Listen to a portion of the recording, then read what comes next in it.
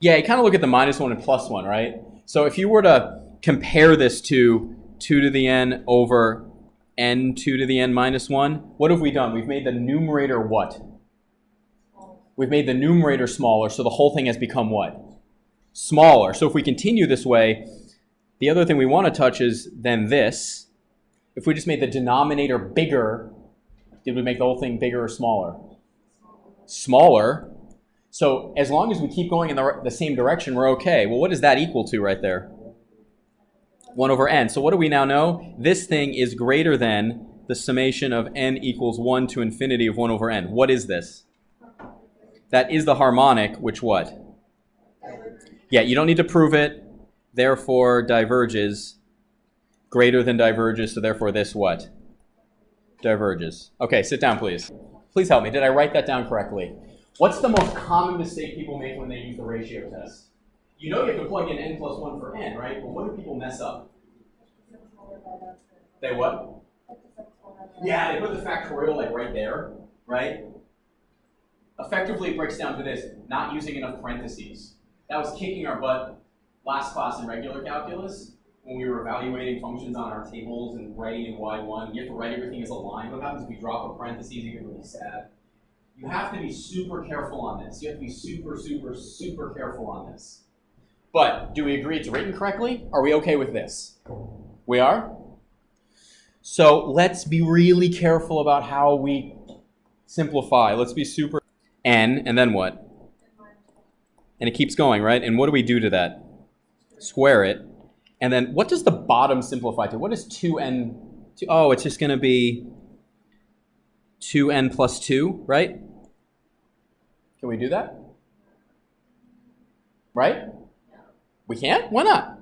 This thing right here, what is that? That is an. What's the numerator right here? What is this?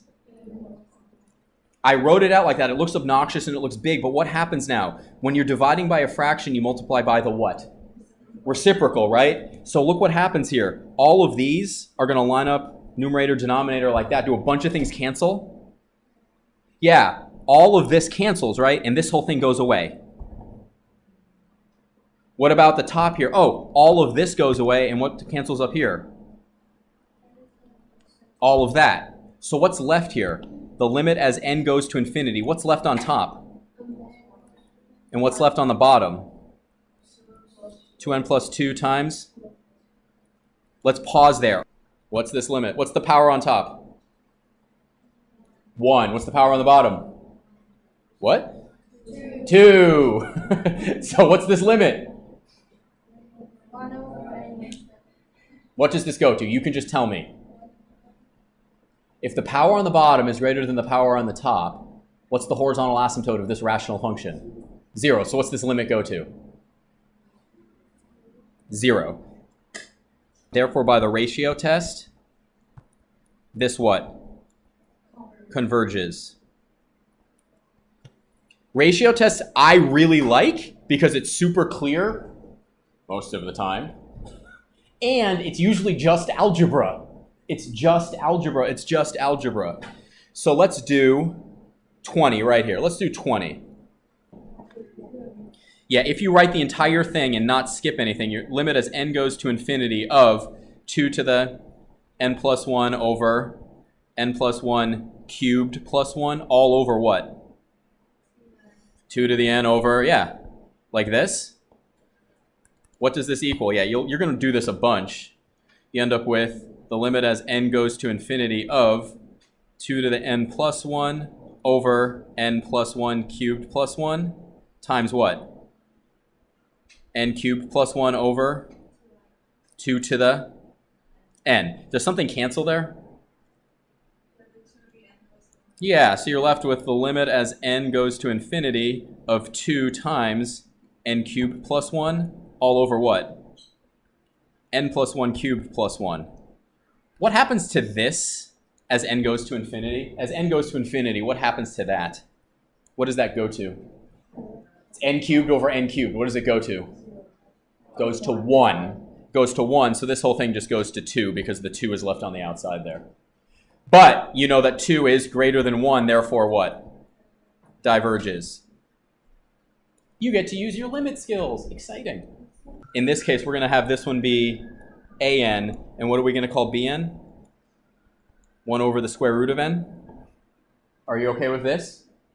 So what limit, and what do we know about this? We have to be careful when we choose this. You need to know something definitive about this. Does that converge or diverge? What does it do? It diverges. Why? Say it simply and clearly. P series with P is, yes. You can just say this diverges because it's a P series with P less than 1. It is divergent. What limit do we need to run? We need to run the limit as n goes to infinity of what?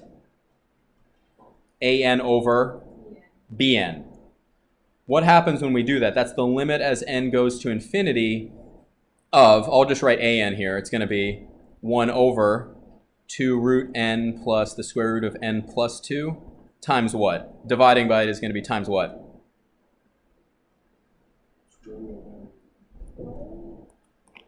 I'm just doing some algebra. I just don't want to have to write 2 lines. Are we okay with me skipping a little bit of algebra right there? Is this okay? Just tell us 1/3 is greater than 0 and is a constant. So therefore, by the limit comparison test, what does this have to do? The same thing as bn. The same thing as bn. What did bn do? Diverges. So an behaves the same as what? bn. Therefore what? an diverges. This one's a little tricky. Yes, Caleb?